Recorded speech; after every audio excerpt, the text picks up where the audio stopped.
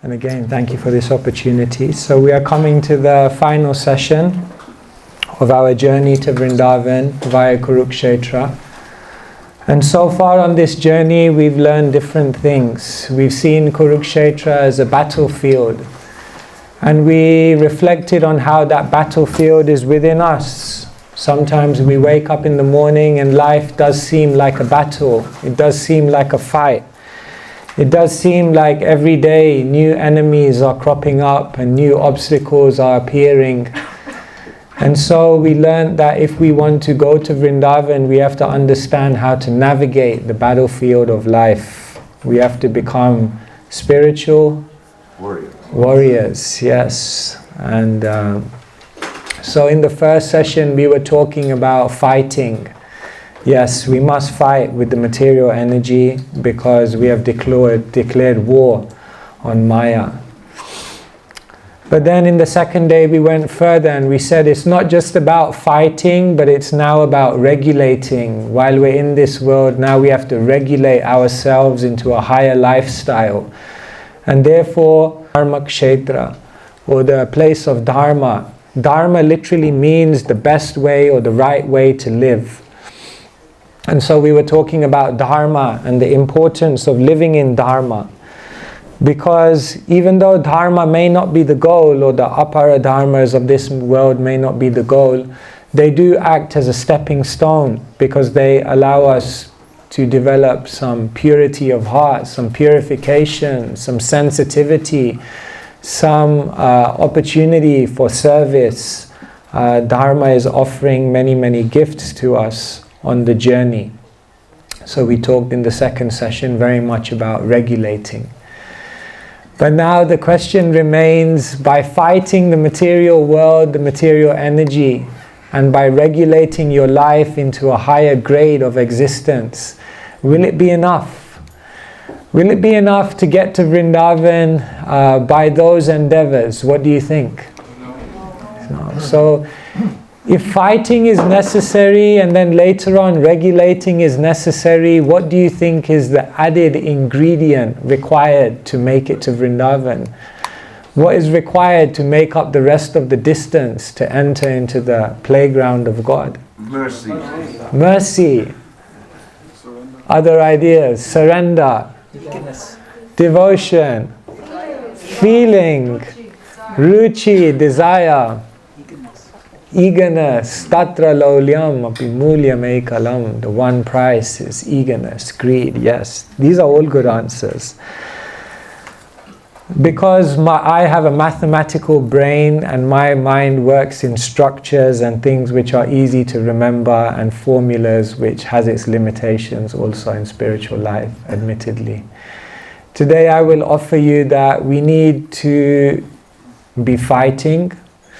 We need to be regulating, but the final lesson of Kuruksetra, the final dimension which will help us to enter into the spiritual realm, is that beyond fighting and regulating, we need to be crying. We need to be crying, because if you think about all the answers you gave, they are reflected in this, crying. To learn the art of how to cry for Krishna. Recently, I'm very tall, as you may have noticed.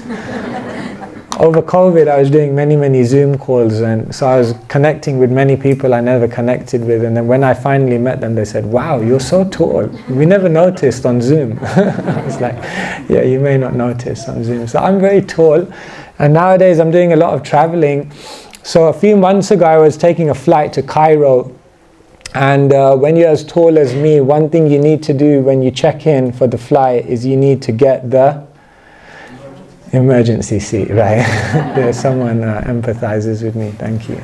Yeah, so the first thing I do when I get to the airport is I always try to get the emergency seat. So usually my record has been good recently. I've got like 9 out of 10 flights I get without paying. I get the emergency seat. They take mercy upon me. So I got onto this Egypt Air flight and I sat into the emergency seat, and it was quite a long flight, so I was thinking, okay, let's see, because it always depends who's around you, you know. So I sat down and the plane filled up. I was in the emergency seat, so much leg room, it was wonderful. And there was no one around me. I thought, wow, this is my bhajan kutir for the next 8 hours. And then just as the plane seemed to be closing its doors and the last few passengers came in, some passengers came to sit next to me. And you may know that every perk in this world comes with a cost. And the perk of the leg room that you get from the emergency seat comes with a cost. Do you know what the cost is? Do you know what the danger is of being in an emergency seat? Babies. Yes, babies. Because you may notice that in the emergency seat, that's where they have the place for the cot. So it's usually newborn babies, very young babies. And somehow or other, the younger they are, the louder they cry. And so there I was on this flight. I thought it was going to be the bhajan kutir with lots of leg room, and it ended up a kind of crowded place with a crying baby. So I sat down, and the baby was on full form. Crying. So I thought, how will I focus? Bhajan, I need to do bhajan. And then I remembered Srila Prabhupada said we should cry for Krishna like a baby cries for the mother. And so then I'd use this technique, you can try it out. Every time the baby screeched, Hare Krishna, Hare Krishna. So I tried to internalize the cry of the baby into my meditation, and I tell you, it was incredibly powerful. It was actually really, really good. I felt really, really nice, actually. And so I chanted some good rounds, surprisingly, on that flight. But I was reflecting that actually everyone in this world is going to cry. Everyone in this world cries. Did you know that? So if you find yourself crying sometimes, don't worry. Everyone will cry. The only question is, what will you cry for? Isn't it? There is the cry of the samsarika, the cry of the conditioned soul trying to find happiness in this material world. And that conditioned soul will cry because everything will frustrate them ultimately, isn't it? We cry after relationships, we cry after failed achievements, we cry after so many different things that don't work out in this world for us. You know what Madhvacharya says? He says, if you would add up all of the tears that the conditioned soul has shed in this world over lifetimes, it would be enough to fill an ocean. The cry of the samsarika, the cry of the conditioned soul who is stuck in this material world. And then there is the cry of the sahajya, prakrita sahajya. We have to add that footnote, Hari Parshad Prabhu reminded us. The cry of the fake tears, the superficial tears of someone trying to pretend or put on a facade of a connection with the Supreme Lord when actually they don't have that level of connection. Ultimately, that's a cry of attention, wanting to have attention, wanting to have acknowledgement, wanting to have appreciation. Then there is the cry of the sadhaka, the cry of the sincere spiritual practitioner who says, now Krishna, I had enough in this world. Now Krishna, I don't want to carry on here trying to find substance in the shadow. Now Krishna, I learnt my lessons that I turned away from you. Krishna bahir mukha hoya bhoga vancha kare. I turned away from you and I tried. But now I know it doesn't work. I want to surrender to you, Krishna. The cry of the sadhaka. And then there is the cry of the siddha. The cry of those in the spiritual world who are in a relationship of intoxication. They are also crying. There are also tears in the spiritual world, tears of love. tears which carry different emotions. So can you see now how everyone will cry? But it depends. The cry of the samsarika is a cry out of frustration. The cry of the sahajya is a cry for attention. The cry of the sadhaka is a cry because they have desperation to get back. And the cry of the siddha is a cry of intoxication. It's a cry of love, prema ashu, the tears of love. And so now we're entering into Kuruksetra and we're thinking about how we will develop that desperation. Therefore, now we want to enter Kuruksetra, understanding Kuruksetra as not just the Yuddha Kshetra or Dharma Kshetra, but Kuruksetra also teaches us about Viraha, separation. Kuruksetra is an incredible, deeply profound place of spiritual emotion. When we think of crying for Krishna, then we have to try to think who is crying for Krishna? Who are those devotees that cry for Krishna? The ones that cry for Krishna get the mercy of Krishna. The ones that cry for Krishna, Krishna gives his very self to them. Sanatana Goswami writes in the Brihad Bhagavatamrita that Narad Muni was trying to find out who got the most mercy from Krishna. Narad Muni, who has so much mercy from Krishna. There's a beautiful verse in the beginning of the Bhagavatamrita which says, I think it's Narad Muni himself speaking, where he says, no one should feel that they got enough mercy from Krishna. One should always feel, I want more mercy, I want more mercy. One Srila Prabhupada was by a lake and he was feeding the ducks, I think, the ducks. And Prabhupada was giving more to one duck, one particular duck was getting the mercy. And then one devotee asked Prabhupada, why are you giving more to that duck?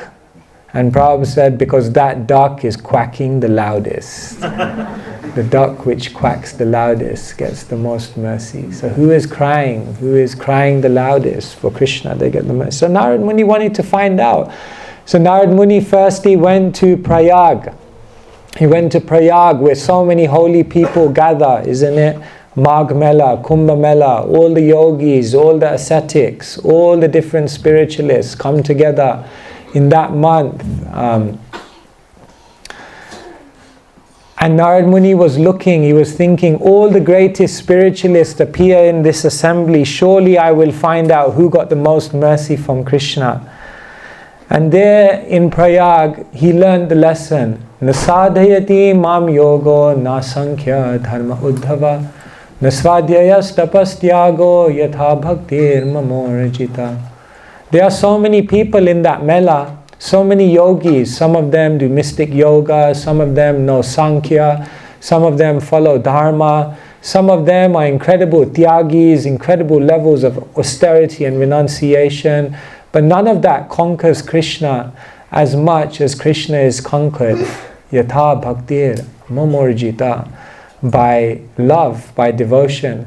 And therefore, as Narad Muni was searching, he saw a Brahman, a Prayag, the Prayag Brahman. And he brought out a Shaligram Shila with such devotion, with such attention, with such sensitivity of heart. And he began worshipping a Shaligram Shila. He offered many beautiful items, and then he served all the devotees Mahaprasad. And Narad Muni was looking at him and said, yes, definitely, I think you received the most mercy from Krishna. You're such a sincere devotee. Clearly, you are very, very close. And the Prayag Brahmin said, no, I am very small. You have come to a festival. Everyone is devotional in a festival. Everyone is fired up in a retreat. But then what about outside of that? I do this in a festival, I feed the brahmanas, I do this. And my devotion, my offerings are very, very small. In his humility, he said, there is someone who's greater than me. And that person doesn't just do this festival on one day. For that person, every day is a festival. And for that person, they don't just offer some small offerings like me. Their offerings are grand. And if you want to find out who got more mercy, it's not me. Go to the south, because there's a king there, the southern king. And in his kingdom, he is worshipping the Lord with incredible devotion. So Narad Muni ventured there to find out. Maybe he's the one that got the most mercy. And he arrived there and he saw a festival, so many people, and the king was leading all the subjects in worshipping the Lord. And he came to the king and he said, yes, yes, clearly you got the most mercy. I heard it from the Prayag Brahmin. The Vaishnavas never lie. And he said, yes, I got some mercy, but yeah, I'm very small, you know. Yes, I'm worshipping in this kingdom, but there is someone who has a much greater domain of rule than me. And someone who's using all of that for Krishna, offering it. Someone in whom, whose abode the Lord is also residing. And someone who is not just doing this for a short time like me, but someone who worships like this for one entire Manu, 71 Divya Yugas. Who is that? There you have to go if you want to find out who got more mercy. So where did he go? Then he went to Indra Loka. Indra, yes, Indra is in charge of the heavens. Indra is there for one whole Manu. Indra has incredible opulence. And there Indra is worshipping Upendra. There Indra is having so much facility, so much devotion is there. So Narad Muni went there, he began glorifying Indra. He said, clearly you got the most mercy from Krishna. Indra said, no, not me, not me. Narad Muni was thinking, oh my God, like everywhere I go they say no. Indra said, no, it wasn't me. I made a big mistake. Don't you know? You think I got so much mercy? I made so many mistakes in my life. One day I disrespected my spiritual master, Brihaspati. Later on, in order of the sequence of events, I did something even worse. I harmed Vishvarup, Brahman. Later on, I asked for the bones of Dadichi in order to defeat the demons. See how many mistakes I made. Indra said, don't you know what I did in Vrindavan? I sent the Samvartak cloud to inundate Vrindavan with rains. I tried to harm the Brajabasis. Can't you see? I made so many mistakes. I get intoxicated by pride sometimes. Clearly I got some mercy, but there's someone who got more mercy than me. Because I have this domain of the heavenly planets, but this person is in charge of the entire creation. I rule for one Manvantar, but this person's lifespan is much greater than mine. And this person was directly instructed by Krishna. Clearly they got more mercy. Who's that? Brahma. So then he rose and he went to Brahma Loka. And there was Brahma. And then he began glorifying Brahma, and Brahma said, no, how can you, who sent you here? Who told you I'm the greatest devotee? He said, Indra sent us. He said, you're the greatest devotee. Indra said, he made a mistake. Brahma said, Indra made a mistake? I made an even worse mistake. At least in Indra's mistake, through his mistake, all the Brajabasis were brought together for 7 days, something that had never happened before. But my mistake was even more grave. My mistake was so bad that it created a distance, a separation between Krishna and his most dear devotees. That was a grave mistake. So no, it's not me. I did not receive the most mercy. But I can tell you who received the most mercy. And I'm not just going to tell you what I think. I'm going to tell you what the Shastras say. Because the Shastra says, Nimna Ganam Yatha Ganga, Devanam Achyuto Yatha, Vaishnavanam Yatha Sambhu, Purananam Midam Tatha. Of all waters, Ganga is foremost. Of all the gods, Achyuta is foremost. Of all the scriptures, the Puranas are foremost. And of all the Vaishnavas, who is foremost? Shambhu, Vaishnavanam Yatha Sambhu. So he said, go to Shiva, I'm quoting you Shastra, Tasmat Shastra Pramanam Te. This is the evidence. So he went to Shiva Loka. And there he saw Shiva, and then he started glorifying Shiva. You got the most mercy, you got the most mercy. And Shiva said, no, me? Don't you know, I came to this world and I started the sampradaya of Mayavad. Mayavadam asat shastram prachanam bodhamuchyate.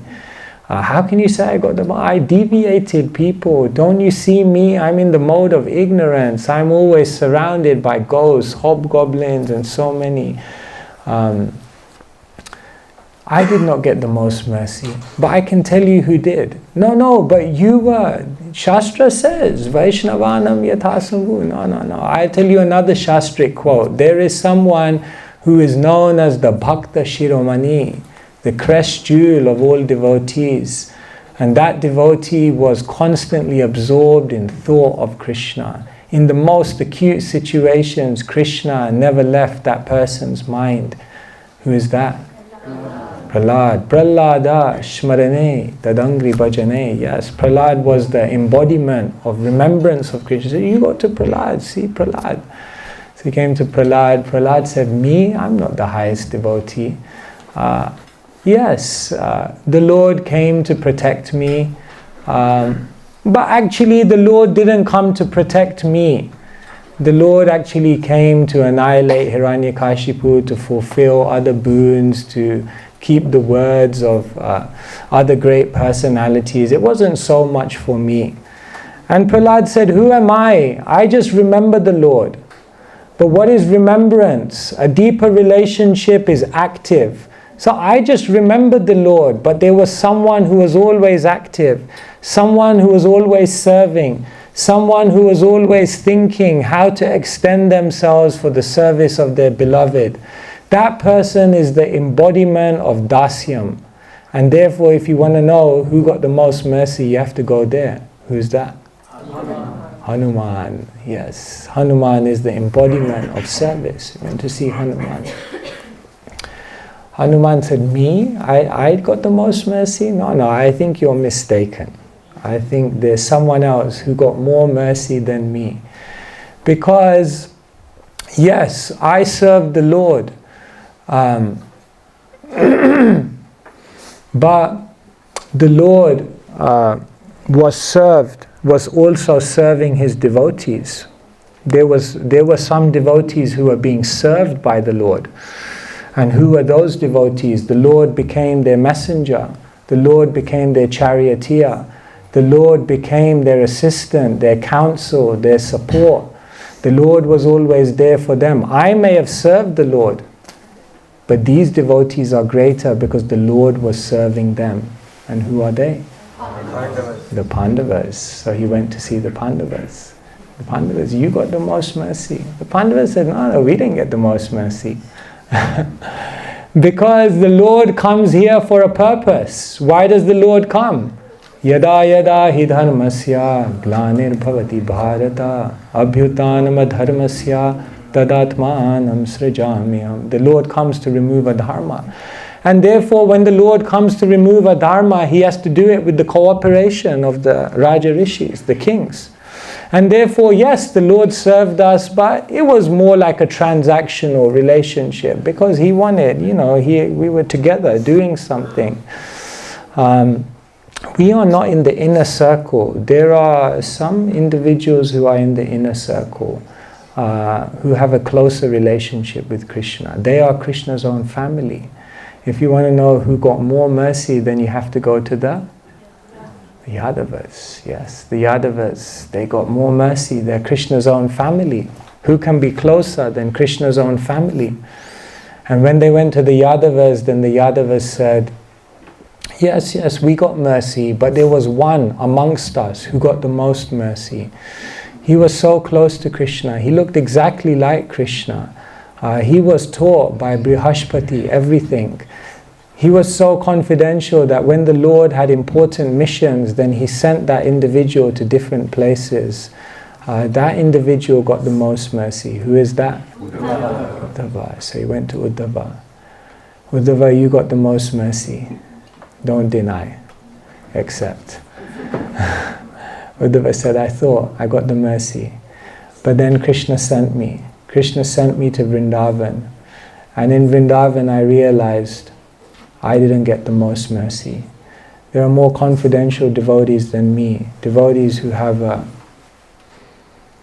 level of dedication, a level of complete surrender, a level of complete naturality and intensity of devotion that it cannot compare to anything or anyone else. And therefore I had to pray, Asamaho chadanarenu jasam aham syam vrindavane kimapi gulmalatau sadhinam. I just want to become a creeper in Vrindavan, in some bush in Vrindavan, off the main path, so that when the gopis are intoxicated looking for Krishna and they come off the main path and they're wandering completely unaware of who they are, where they are, looking for their beloved, then maybe they'll step on me and maybe I'll get the dust from their lotus feet. And therefore I realized the ones who got the most mercy were the ones who gave themselves entirely, the gopis of Vrindavan. And in this way, Sanatana Goswami, through the journey of Narad Muni, takes us to the Bhagavatamrita, the essence, the nectar, the apex of the Bhagavatam, which is to understand that the gopis and their love for Krishna was something which was unparalleled. We often hear that the cantos of the Bhagavatam are Krishna's body, and then we hear that the 10th canto is Krishna's smiling face. And in the 10th canto we often hear that there are very, very special chapters. The 21st chapter of the Bhagavatam is the Venu Geet, the song of Krishna's flute, the separation that the gopis felt when they heard that sound coming from Krishna's flute. Shriman Rasara Sarambhi Vamshi Vatatatastita Karshan Venusvaner Gopi Gopinath Shriyestunaha. The flute was the trigger, the Rasa Rambhi. It was the sound which signified the beginning of the Rasa dance. Just like when there's a football game, then the whistle is the whistle is the beginning of the match. Or just like when there's an Olympics race, then the gun is the beginning of the race. So when Krishna plays his flute, then that's the beginning, Rasa Rambhi, the beginning of the Rasa dance, the inauguration. And so the 21st chapter of the 10th canto is the Venu Geet.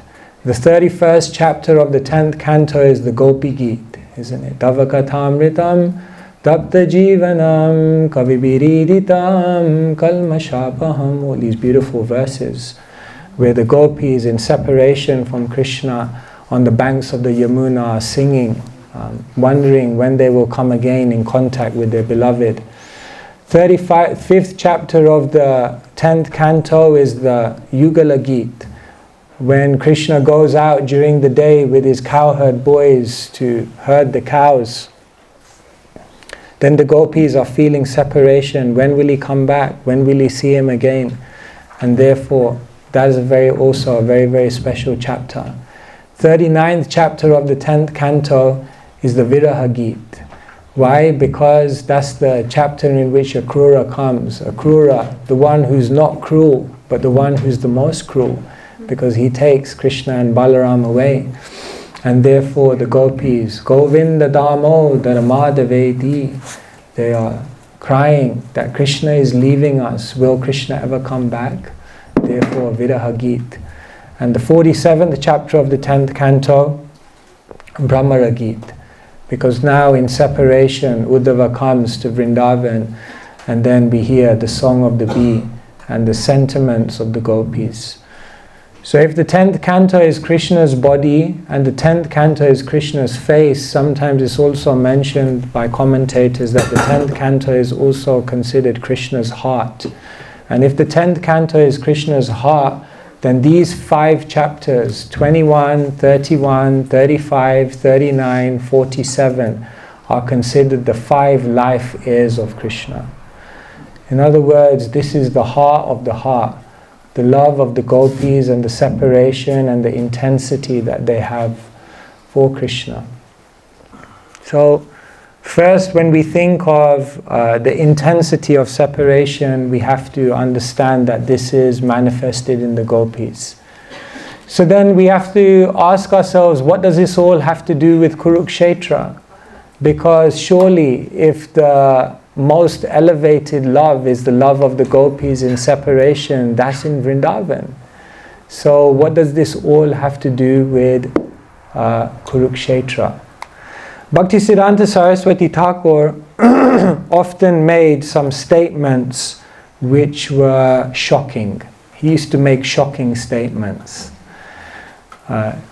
Once he made the statement that most people are interested in Radharani because of her connection with Krishna, but we are only interested in Krishna because of his connection with Radharani. As Hari Parshad Prabhu was explaining yesterday, Vaishnavas are worshippers of Vishnu, Karshanas are worshippers of Krishna, but Gaudiyas are worshippers of Srimati Radharani. And so this was like, many people could not understand this. It was a shocking statement. Another shocking statement Bhaktisiddhanta Saraswati Thakur once made, he said, Hiranyakashipu proclaimed Nishingadev's glories even more than Prahlad. Really? He tried to kill him. How's that? How is it possible? Is it true? Yes, because what is the speciality of Nishingadev? What's the glory? What's the real glory of Nishingadev?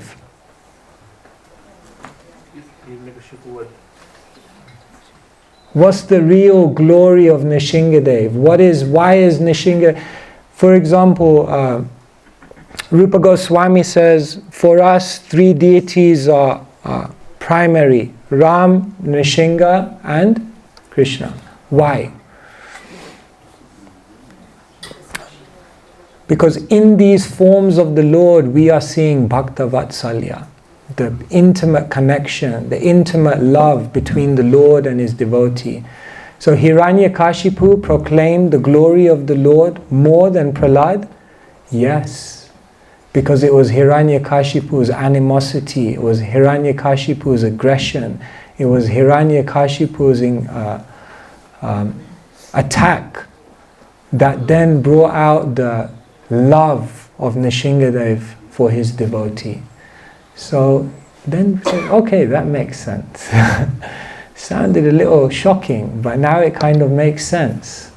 Who proclaimed the glories of Lord Ram? Hanuman, of course, but maybe who more than Hanuman? Ravan. Because as soon as Ravan came on the scene, the intensity of the relationship between the Lord and his devotees increased. Yes, Chaitanya Mahaprabhu had many, many beautiful associates, but who proclaimed the glory greater than all of them? Jagai and Madai. Because when Madai attacked Nityananda, then the Lord exhibited something very different because of his love. So Bhaktisiddhanta Saraswati Thakur have made all these statements, very controversial, shocking statements. And one other statement he made, which was very, very shocking, is this statement. Kuruksetra is the best place for bhajan. Only bogus, hollow people favor Vrindavan. Is that shocking? Yes. If you want to go to Vrindavan, you're bogus and hollow. Is it? What does this mean? This was not his own creation. He was echoing the sentiments of his predecessor, because what did Bhaktivinoda Thakur say? This is what Bhaktivinoda Thakur said. I would like to spend the last days of my life in Kuruksetra. I shall construct a cottage near Brahmakund and pass the rest of my days there. Kuruksetra is the real place of bhajan. Now I, at this point, will admit that I am very limited. I'm a small jiva with no devotion. And I will say a few things, and then later on I will ask for help from my superiors and seniors, Sachinandan Maharaj and Hari Parshad Prabhu, to actually give you the real purport of these statements. But these statements are very, very deep. Bhakti Rakshak Sridhar Maharaj, who was Bhaktisiddhanta Saraswati Thakur's illustrious disciple, he said, when I heard Bhaktisiddhanta Saraswati Thakur say this, it was like falling from a tree, falling from the tree house. He said, I couldn't understand it. I always thought myself someone very intent. I listened always very carefully, understood everything. He said, I didn't understand. What did he mean by this? What does it mean that Kuruksetra is the best place for bhajan? Later on, he was unpacking the meaning for the Vaishnava community. Because we understand that many things happened at Kuruksetra, but one very, very special thing that happened Kuruksetra before even the battle of Kuruksetra took place is that there was a solar eclipse. And on the occasion of solar eclipses, then all the cultured people would go to a holy place and perform a sacrifice. So on the occasion of the solar eclipse, all the Yadavas decided that they would go to Kuruksetra to perform a sacrifice and to meet all the sages in that place. And not only the Yadavas, many, many other communities from all over Bharat came to Kuruksetra. And amongst them also the Brajabasis also came to Kuruksetra. And so there the Brajabasis who had been in separation from Krishna for a long, long time, they who are waiting, who are living only by the rope of hope that one day Krishna will come back, they came to Kuruksetra. And there in Kuruksetra they had a reunion with Krishna. Here was Krishna with his large retinue, with all the chariots, with all the grandeur of coming from Dwaraka, with so much opulence around him. Krishna who was in a completely different bhav. And there the Brajabasis came. And there in a secluded place, Krishna met with the gopis. And Krishna began to give them knowledge, give them teachings, give them insights. Krishna began to explain that, yes, I've always been remembering you. But life is like this sometimes, that straws are together in the river for some time and then downstream all of those straws separate again. And so life is like that. Sometimes we are together, sometimes we are separated, but on a deeper level we are always together. The gopis were hearing this, thinking, we've heard this before. We heard this when you sent Uddhav to give us this message. We heard all of these teachings you gave at the start of the Rasa dance when you were teaching us Dharma. We heard all of these things before, but it did not satisfy our heart. Krishna, we are here with you. This is agonizing. This is even more agonizing. Because here we are in Kuruksetra. In English they have a saying, so close and yet so far. We're so close to you. We're right here again after all of this time. In one sense we're so close to you and yet we're so far away. Because here Krishna, with you in this mood, surrounded by this atmosphere, in this setting, we cannot actually have the kind of exchange we want to have with you. Therefore, Krishna, we want to take you back. We want to take you to Vrindavan. We want to take you back to that rural setting, that very beautiful setting in the cowherd pastures, where we can engage in our natural, loving, intense relationship with you. Bhakti Rakshak Sridhar Maharaj then said, then I begin to understand why Bhaktisiddhanta Saraswati Thakur and Bhaktivinoda Thakur said this, that Kuruksetra is the best place for bhajan. Still it requires some explanation. They explained that the reason is because service gains its most, service can have its greatest effect when the intensity and necessity of that service is at its greatest. And so they said, because here in Kuruksetra, Radharani's separation reaches its apex, its height, then we will stay in Kuruksetra and we will serve Srimati Radharani, who has this desperation, who has this loving, this crying for Krishna. And by service to Srimati Radharani in Kuruksetra, when her separation is at the highest, we will attain the goal of our life. And for this reason, Kuruksetra is known as the place of separation. When glorifying Bhaktisiddhanta Saraswati Thakur, his disciples composed something called Asto Darasata Shri, the 108 opulences of Bhaktisiddhanta Saraswati Thakur.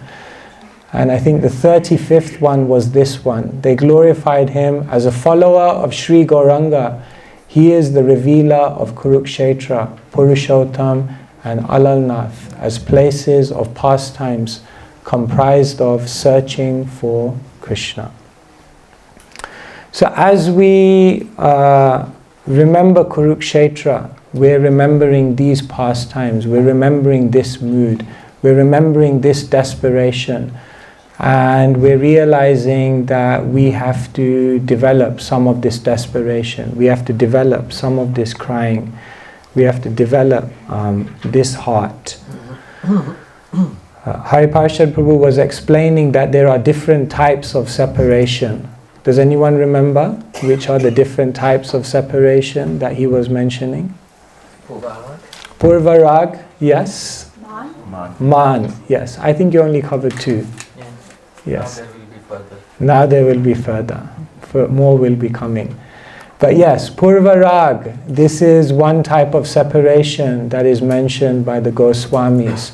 This is the separation that one feels in anticipation of meeting, before meeting. Then there is Man. What does Man mean? What's the word that Hariparshad Prabhu gave us?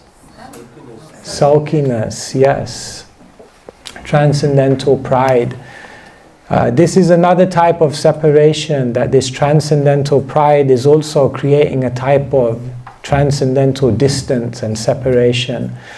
Then the third type of separation, which we'll hear more about, is Prema Vaichitya. This is a very, very special type of separation in which the two lovers are together, but the thought of separation, the prospect of future separation, creates a separation in that very moment. And then there is Pravas, another type of separation, which is separation by physical distance. So these are the different varieties of separation. And now we may ask ourselves, how will we develop this separation? How do we begin to walk this path? If this is what we have to do, if we have to develop this crying, how we will be able to do it? So what does it mean, separation for the sadhaka? Is there separation for a sadhaka, or is the separation only for the siddha? So Srila Bhaktivinoda Thakur gives us the key understanding, and this is what he writes. It is essential for the sadhaka jivas to cultivate only the mood of vipralamba, and because they have never experienced meeting with Krishna, their vipralamba will come only in the category of purvarag. So he's making the point here that of the four types of separation, those who are sadhakas, they can only achieve the separation of purvarag because they have not met Krishna, they have not come in contact with Krishna, they are not having those exchanges live at the moment.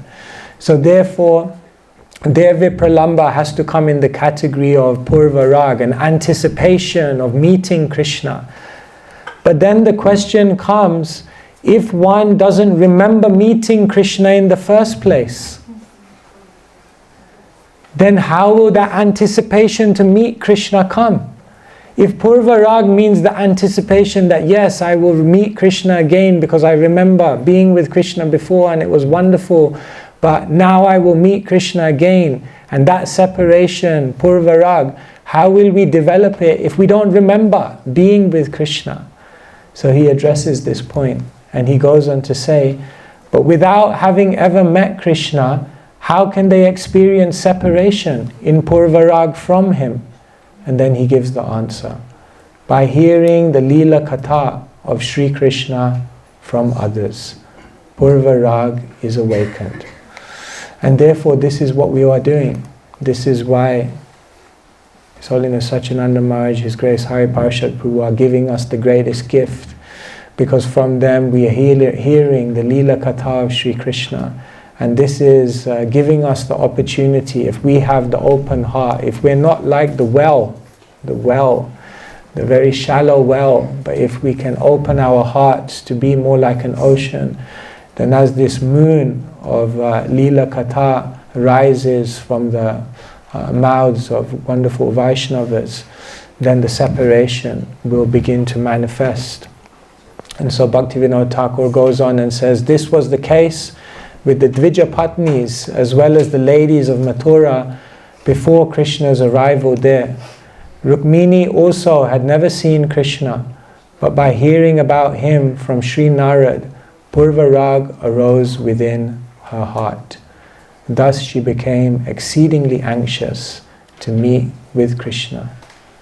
And then he concludes, similarly, by hearing from the Guru and Vaishnavas, or by reading the Shastras, the Jivas may have purvarag vipralamba awakened within their hearts. Srila Bhaktivinoda Thakur ki Jai.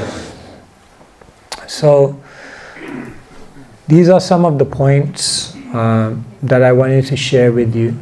I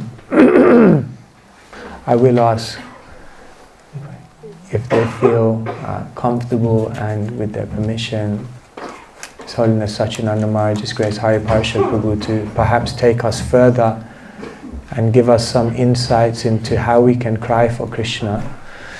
But before I do that, I wanted to read some poetry by Satchidananda Maharaj. Can I do that, Maharaj, with your permission? Because I think Satchidananda Maharaj has beautifully encapsulated our topic. Everything I may have said is very shallow, but I think in Maharaj's poem he has beautifully captured what it means to cry for Krishna. So you can see here, maybe if you see, it will also go deeper.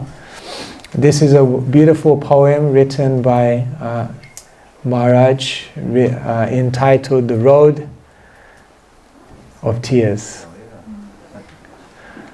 Shall I read it, Maharaj, or would you like to read it? I should read it. The Road of Tears. So this is very, very beautiful. I feel Maharaj just captures the spirit here so nicely. This is a conversation between a disciple and his guru. The disappointed disciple with a heavy heart speaks. Who can say I've never tried? All those mantras I've chanted, all those vows that kept me awake for so many lonely nights, all those pilgrimages, sacrifices, holy baths in ice-cold water. What to speak of persistently ignoring the requests of my mind and senses to do what is most dear to them? The result? Nothing. All this has brought me to at present is desperation.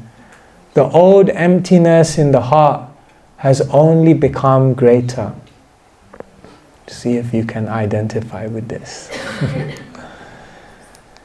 The Guru replies, it seems you have done your best to come before the divine couple, but have you ever tried to act in such a way that they can come before you?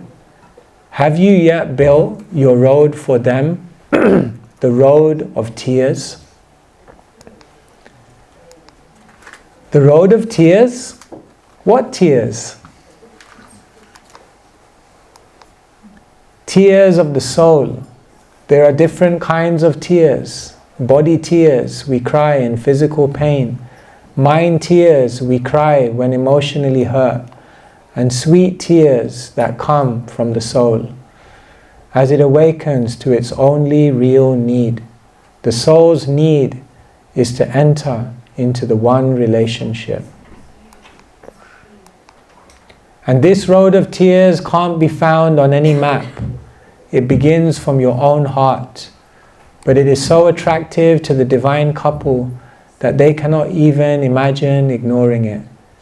Just to begin building this road makes them feel they must come before you. Does this road need many tears? I have cried all my tears for other things. I am completely empty inside. How can I possibly build this road? The Guru enthusiastically, don't worry, there are oceans of tears arrested in your heart. You only need to learn to direct them to the right cause. Then they become released. But before a downpour, there is a flash of lightning. Similarly, there has to be a divine revelation. The golden Radha and the cloud blue Krishna have to appear in the heart. Then the water gushes forth, sweet tears of longing for the Lord whom you once gave up. Hare Krishna. Sadhana Sachinanda Maharaj ki jai. Very, very beautiful. And on the subject of crying, you can see I'm taking a lot of help here because I have such a hard heart. I can't cry for Krishna, so I have to take a lot of help on this subject. I want to show you one more video. One great soul once said, we are not opening temples, we are opening crying houses. We are opening places where people can come to learn the art of how to cry for Krishna.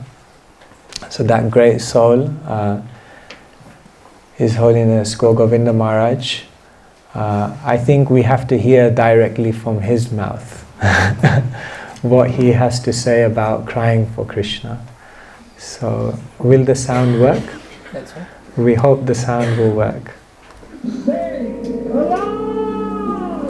Allah! Allah!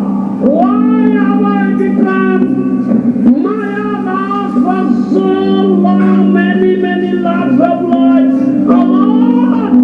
Allah! Allah! Why have I become Maya for lakhs of lives? Say like that. Then I cry. I'm crying. Mr. Allen, Mr. Fendi, cry before Krishna.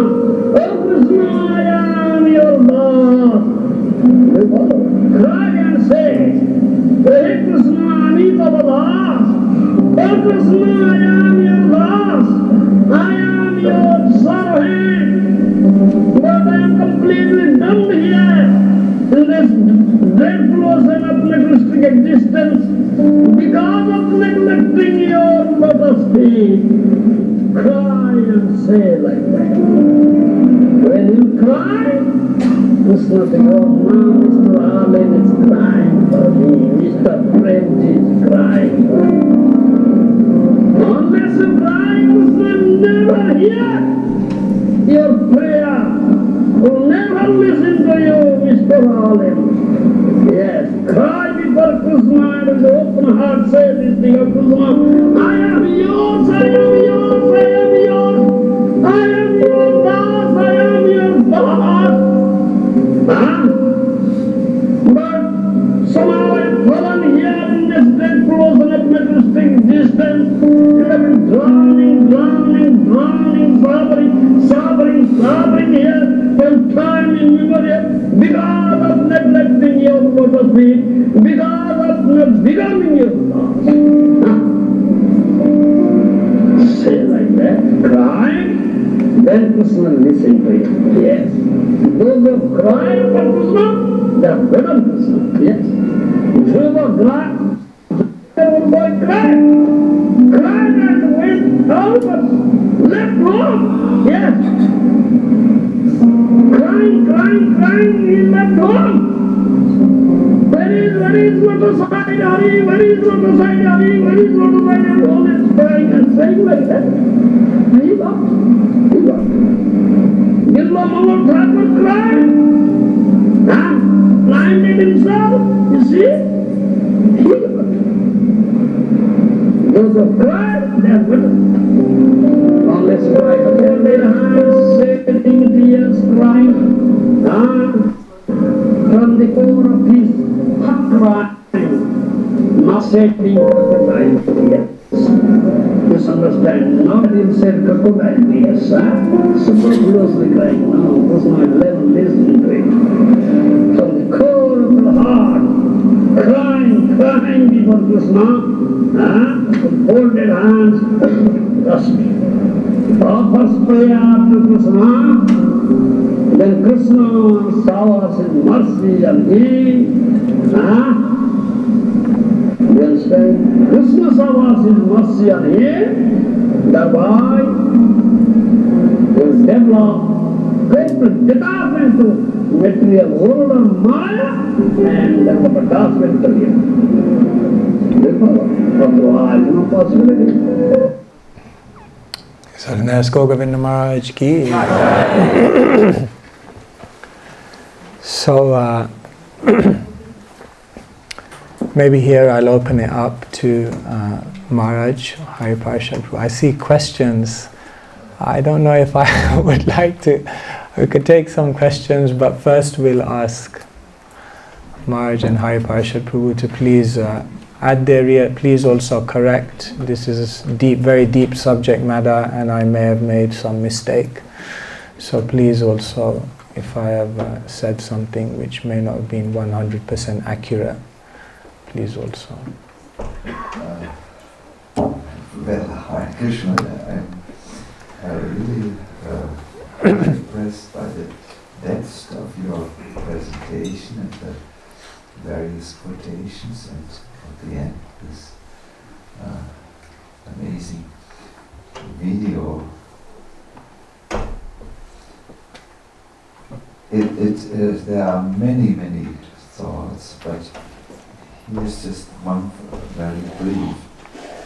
I think it's very important to understand that there are different types of tears which we cry, and most of the time we conditioned souls cry because of something that did not go according to our expectations, where maybe we have made a mistake, maybe a relationship became broken.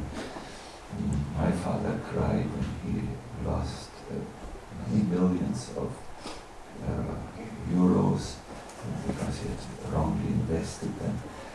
Our crying is self-centered most of the time, and soul-centered crying is also self-centered. It's the real self. And I believe, really, if we ever want to come to this level of longing, of yearning for Krishna, so that Krishna will take us serious and give us the mercy to overcome our obstructions, we ever wish to come to that, we have to start from that. I'm not the body, I'm the soul. It's unless we start there, our tears will be falsely self-centered. Falsely, we will cry for something that is a dream only, which is here for a few days and gone after a few more days. So, yes, a second thought is we come to this level really by hearing about Krishna. You quote Bhaktivinoda Thakur, and he gave the example of Rukmini. Rukmini in her young age had listened to Narada Muni, who regularly came to her father, Bhishmaka, and gave katha. He spoke about Krishna. And Rukmini, as a really tiny little girl, was there and listened to this. So when the time came for her to get married, she remembered that I heard about this person, Krishna, and I gave my heart to him. And then she wrote her famous love letter. It's very interesting in the Bhagavatam for devotees to study the letter, the content of the letter which Rukmini wrote. And she talks so sweetly, but one of her verses is, only when you are in illusion, you are attached to a husband who is a pile of bones and mucus and stool, and she really goes into, you are not the body, she really, you've never heard, it's so strong. It's little Rukmini, a very cultured princess, but she really cuts the illusion there. But so both, working on overcoming the attachment to the body, the wrong understanding of the body is necessary, and we also need to have Artha Pravriti. We need to hear about Krishna. Both is highly necessary. What is it? Anartha Pravriti? Anartha Nivriti. We need to become free from these anarthas and wrong attachments, but we also need to hear Krishna. That was the idea behind arranging the speakers for the Eastern retreat, and we are very, very, very grateful to you, Keshava Maharaj, that you took that part of, anartha liberty. We need to fight against these Malik things which come. That was necessary, and then the Shikarini could be enjoyed much more, So both need to be there. Hare Krishna. Thank you, Maharaj. Hare Krishna.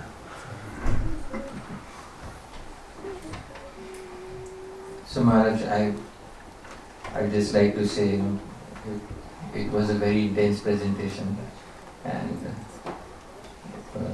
at the end of every presentation, some individuals in the audience, there is a tradition called as Anumodan. Anumodan means you say something that you liked, but I can't point out one thing that I like, because there's, the entire presentation I liked.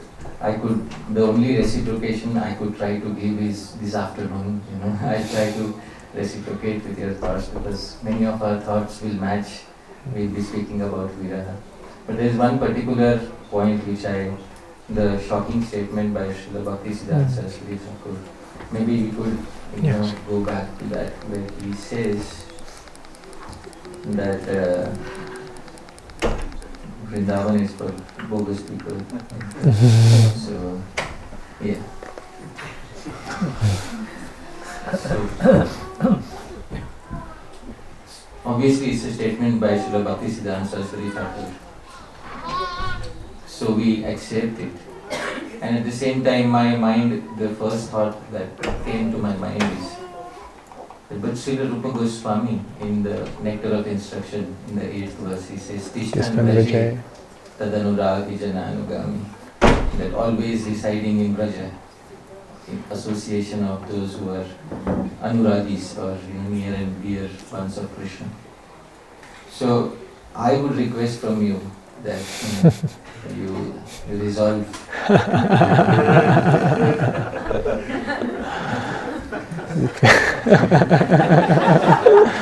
can try to resolve, but yeah, you try.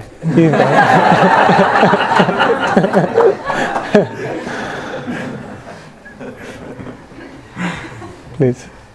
Because if Sri Rupa Goswami says you have to stay in Vrindavan, right there in the 8th verse of Upadeshamrita, And Sri Bhaktisiddhanta Saraswati Thakur says Vrindavan is a place for, only hollow, bogus people favor Vrindavan. So it puts us in a real difficult place. So what I feel is, and I may be incorrect, that those who go to Sri Vrindavan with the spirit of enjoying the pastimes of Sri Radha and Krishna for self-enjoyment.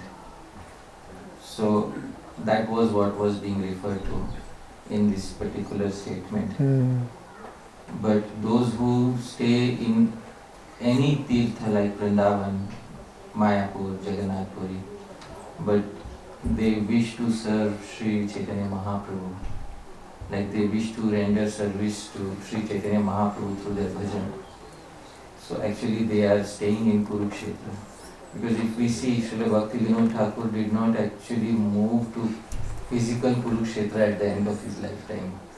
He stayed in Jagannath Puri. And Srila Bhakti Siddhanta Saraswati Thakur also, at the end of his lifetime he was in, I think, Calcutta, last days when Jagannath Puri and in Calcutta. So there I feel they're speaking about Kuruksetra as a mental framework where service to Srimati Radharani is being rendered and service to Sri Chaitanya Mahaprabhu is being rendered. But I would like to hear your thoughts.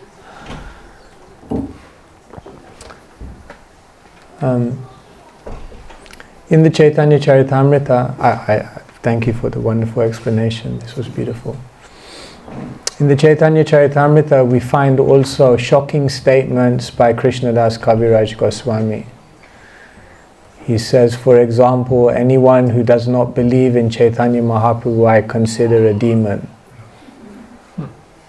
So then we begin to think, really? It's like the born again Hare Krishnas. So is this literally true? Yesterday, I think someone asked a question about how we transfer from being the well-like to the ocean. And one of the points you made was that the ocean is being filled from many, and sometimes we are also even learning from those who are in other sampradayas. So when Kaviraj Goswami says that everyone who doesn't believe in Chaitanya Mahaprabhu is a demon, the way I understand that, this is my pure philosophical speculation, is that more than this being a philosophical statement about a negative, it's a deeply spiritually ecstatic emotion about the positive thing. And that is only there to bring light to that. But we're taking this literally, I think it's not a literal philosophical statement being made here, but it's simply a juxtaposing which allows to bring attention to what is actually, one is having no other way to express their appreciation for that except to juxtapose it in this way to bring the brilliance of that thing to light. And so I think certain shastric statements are to be considered emotional outpourings of ecstasy. And someone may say, are you saying it's philosophically untrue then? Are you saying the philosophical statement is wrong? But I would say the ultimate truth, dharmasya tattvam nihitam guhayam. The ultimate dharma is hidden within the hearts of the devotees, and therefore if there's an emotional outpouring that sometimes may even seem to be philosophically not quite fitting, we should understand it's still 100% true in the sense of the spiritual appreciation. So this is what I can offer. You can correct me if I'm... Can I add? Yes. Thank you for speaking. As I said, yesterday also I said Saraswati Devi sometimes speaks. You made a wonderful point that it's not criticism, but it's glorification of what Srila Bhaktisiddhanta Saraswati Thakur actually wanted to glorify. Because before the retreat started, I was asked to give a Bhagavatam class, and there was a negative statement made in the purport. And there is a principle in Shastra which says, Nahi ninda nindyam ninditum prayujyate apitu tad vipritasya prashamsayitum. That actually criticism in Shastra is not because the speaker of Shastra gets vicarious pleasure by criticizing somebody. It is for glorification of the opposite. So that principle you kindly reminded me of once again. So although it seems like criticism, but what it is a glorification of the mood of Sri Kuruksetra. Thank you so much, Maharaj. Really grateful. Thank you so much. Hare Krishna. So I did see some hands, but I think there's a question and answer session later on, and because we should. Okay, really. Maharaj wants to put me on these topics to give answers. Okay, on Maharaj's order we have to. Okay, so then, Godruma Prabhu. You narrating your experience in the airplane with this baby, and you had the meditation of crying like the baby. Is this? Do you think this is a very good idea to come to this stage of really crying for Krishna?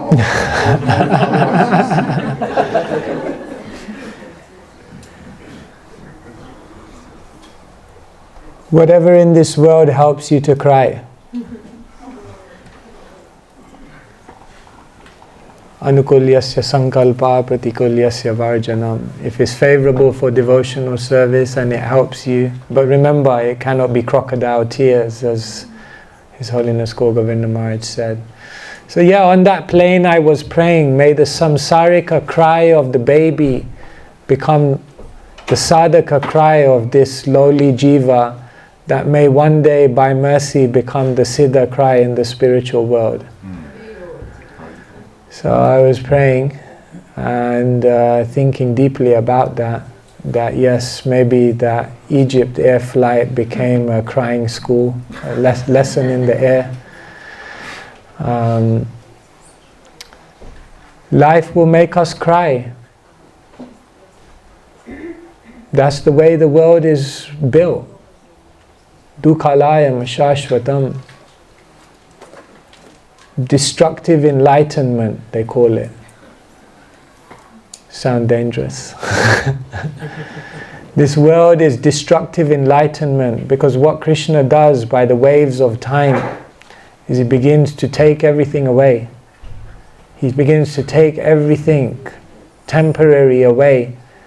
Why? Because He wants to cause us pain? No, because He wants to reveal what is ultimately eternal. So then Krishna begins to start stripping everything away, and it's difficult sometimes. Srila Prabhupada was in Vrindavan, and he wrote this beautiful prayer, poem, Vrindavan Bhajan. Right? And he said, today everyone has left me. Krishna has taken everything away from me. Yasyaham anugrinami harishe tad dhanam shane tato dhanam tyajantasya swajana dukha dukitam. When Krishna shows His special mercy, He begins taking everything away.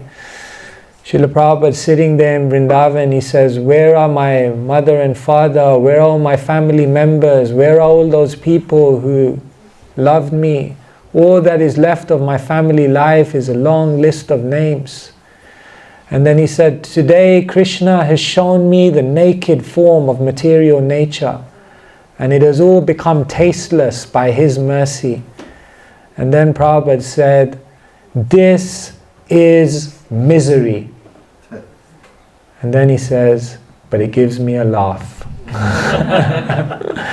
I sit alone here in Vrindavan and I laugh. Whom do I love in this Maya samsara? such a deep meditation, Srila Prabhupada. So, the world makes us cry. But it should be those cries, the Atma Krandan. You have the cry of the soul, as Sachinanda Maharaj writes in his. There's a verse like that, no? Bhakti Yoga, Bhakti Yoga, Bhakti Yoga Dhan, Bhakti Ye Krishna Namer Smarana Krandan. You want the Bhakti Yoga Dhan, you want the wealth of Bhakti, then you have to take Nam, Smarana Krandan, and crying in your heart, remember and recite Nam. So yes, I think life is like that. We will cry. But if somehow or other we can redirect those tears in longing for Krishna away from just frustration of the material world to longing for Krishna, the tears that are rested in the heart, as Maharaj writes, we redirect all of those emotions. Yeah, sorry, I just kind of went a bit around. If anyone else would like to make any last comment, or okay, yes, Prabhu at the back.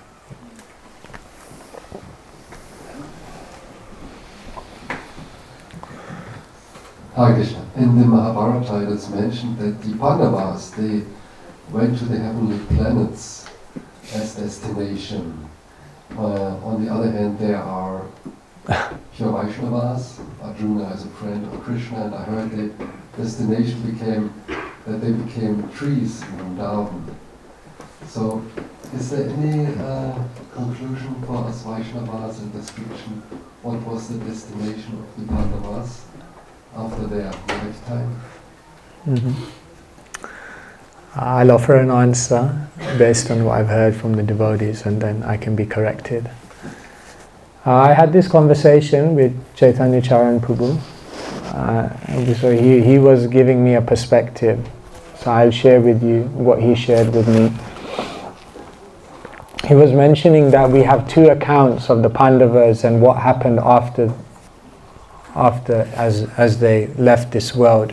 One account is given in the Bhagavatam. We read in the first canto, the Pandavas retire timely, and then we hear of their journey. And then we hear the account given in the Mahabharata of what happened. And it seems there is slight variation or different emphasis. Of course, in Shastra, sometimes we find different accounts because it can be kalpa bhed, it can be talking about different time frames, different things happen. But he was also making the point that Mahabharata is a Shastra which is a Dharma Shastra. So it's aimed for a particular purpose. And one of the main purposes of the Mahabharata is to show that Dharma is incredibly complex. That to follow Dharma in this world and get everything perfectly right is incredibly complex. And the Mahabharata wants to show that even the Pandavas, who were the emblems of Dharma, even they got implicated and had to have some kind of vision of hell and other things as they left the world. And then it talks about them going to the heavenly planets and so on and so forth. But the Bhagavatam, which is purely a Bhakti Shastra, Dharma, Projita, Ketavo, Traparamo, is throwing away all of that. And then it actually reveals the true situation, which is that the Pandavas were pure devotees. They attained a purely spiritual destination. So he was making the point that we may find a difference in narrative because of the different purposes of the Shastra and what they are trying to highlight. A story can be said in different ways.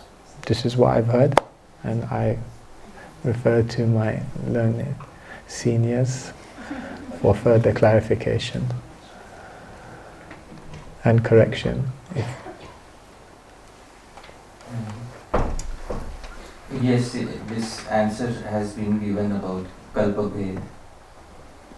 I remember once in one of the books of His Holiness Bhakti Rakshak Sridhar Swami Maharaj, he was asked the same question, that the Pandavas are described in Mahabharata to ascend to the heavenly planets, but in the Bhagavatam it's like they just liberated. So he replied by saying that the Mahabharata describes the external journey of the Pandavas. And Bhagavatam describes the internal journey. And well, I read that, but I'm not a person to be so easily convinced by just some terminology. It has to make some sense. So then I was meditating upon what he said. Later, somehow by Krishna's mercy, I happened to read about a certain concept in Shastra, that liberation is of two types.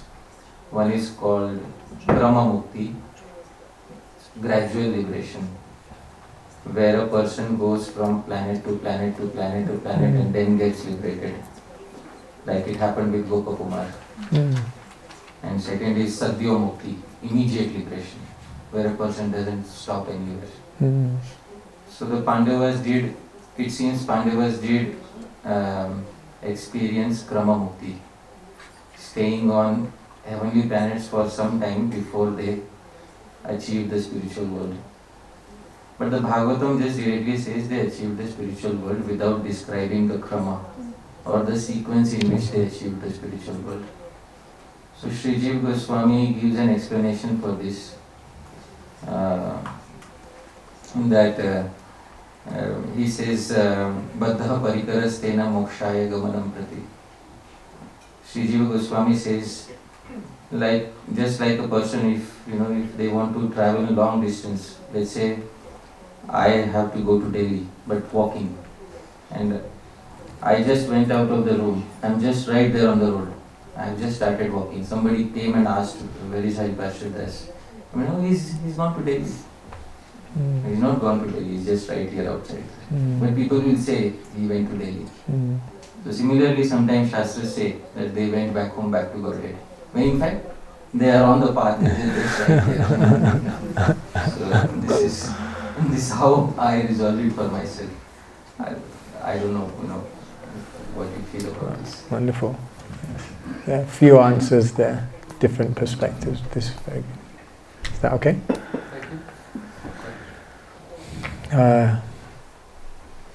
You should finish that. There is more. Maybe The last one, yeah. Hare Krishna. So yesterday in the presentation of Hari Parsha Prabhu, the emphasis was on Svayam, on self-study, and to write our own commentaries of the Bhagavatam. So I like to reflect sometimes, but it's good to have some Viraha-Ksetra in the room to check if our organizations are bona fide. So we have a few in the room. So I was thinking about the topic of union and separation. Like we know, to be separated in separation are the conditioned souls who are oblivious to the existence of the Lord, so they try to replace the enjoyment with Krishna with some material enjoyment. So that's for me the first category. And the second one is those who are united with the Lord in union. Those in Vaikuntha, they're always with the Lord and they are united in union. We hear about the concept of being united with the Lord in separation. By these moods of separation we are united. And then I was thinking about the fourth category, and unfortunately I feel so much in that category, but I want to check with the Viraha-Ksetra in the room to see if that's valid. Is to be separated from the Lord in union. Like for example, when we chant the holy name, or when we read Bhagavatam, Krishna is so much there. He is there, but I'm not there. So, in order to understand the mood of separation, we first have to really have some experience of union. So would you like to say a few things about that, or if it's correct the way of my thinking or contemplation? This was the two banks that Hari Parsha Prabhu was talking about, so I'll let him. No, please. Let it come Please. from you, Maharaj. I want to hear from you, please. So let me just reframe your question, just repeat it so I understand it. You're saying the lowest is when we're separated without union, just the conditioned souls. And then there's union in Vaikuntha. and then there's Vrindavana, or then there's separation. Union in separation. Union in separation. So we're separated, but there's a sense of union there. And then you're saying, is there something higher than that, which is not higher, but just another category in which you are together, but there's a sense of being separated? To me, this does this not sound like prema vaichitya to me? Close to it. It's close. I guess prema vaichitya is more the anticipation that in the future you will be separated. So it's not exactly what you're saying. What I'm saying is that Krishna is very much there. He's no different from the holy name, and I'm chanting the holy name, but my mind is somewhere else. So it's like separation. It's like separation in union. You're together with the Lord, but I'm not there. I'm not conscious of the presence of the Lord. So it's an unfortunate stage, I feel. Inattentive. Yeah. I think when we're talking about separation in this realm, we're talking about something which is transcendental, based on transcendental emotion. But when there's separation because of the things that our acharyas talk about, laziness, distraction, or absorption in other things, and the sense of separation that comes from material diversion, I don't think that comes in the realms of transcendental separation. That's just the distance we create because of our own anarthas. So in this case, the separation is being created by anarthas or the block. Whereas in the spiritual world, the separation is being created by transcendental emotion. And I would say probably that's why we can't necessarily say that's a separation of that type of category. It's just a separation which comes from a feeling of being our own anarthas. But I think that kind of separation and that kind of feeling of lowliness can bring a humility and a desperation which can then bring us into transcendental emotion. This is what I could say. Would you like to add something? Can we get the mic?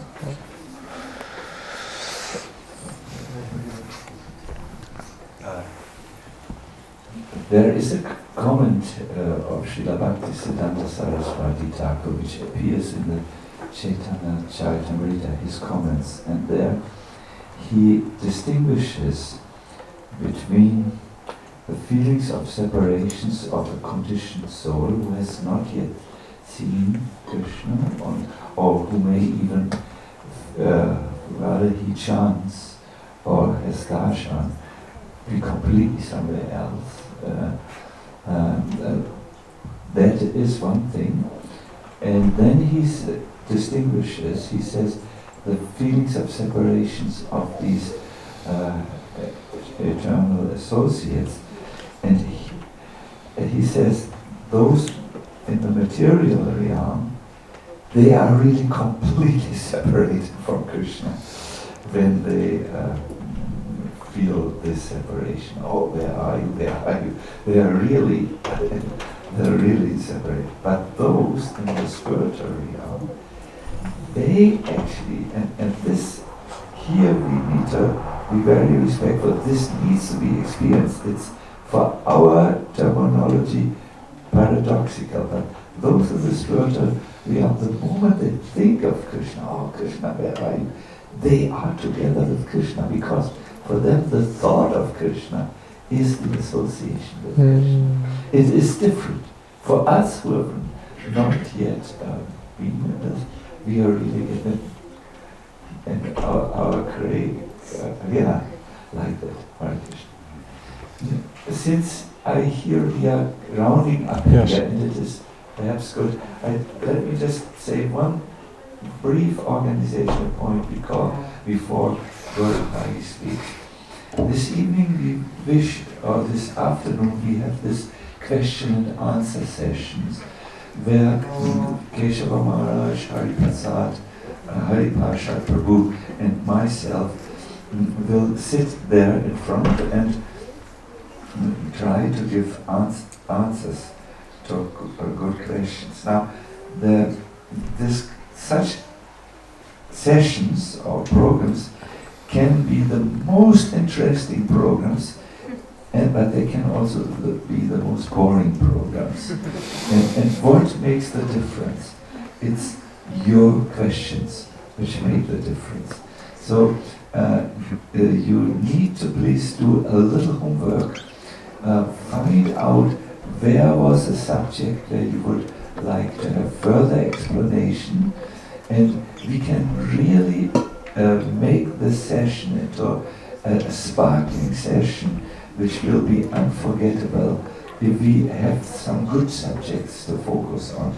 And each one of these devotees, Keshava Maharaj and Hari Pasha Maharaj, they can speak on any subject, but we want to speak on your subjects where you are interested, which are of concern to you. So please take a moment time to think what could be a question, and either you have them in the notebook and ask them directly, or you might like to condense and summarize your question by writing them down on a piece of paper.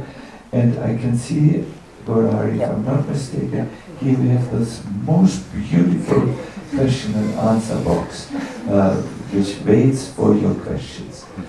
So please do invest some thinking into your question. Hare Krishna. Just few other small organizational. I think Prabhu just wanted to say few words on Ekachakra. Yeah, sure, sorry. I think one of the slides answered the question, where Srila Bhaktivinoda Thakur said that the only separation which a sadhaka can feel is Purvarag. That slide basically answers the question that you are asking, because in the question I feel there is a confusion of sadhaka and siddha. All the stages of separation that were mentioned were stages that siddhas experience in their siddha deha. But the question that you asked was about separation that is experienced in sadhak deha. So that sort of, the only separation that can be experienced is Purvarag. And what you are explaining is something else. As Maharaj said, that it is distraction, and ultimately it becomes one of the 10 aparadhas in chanting of the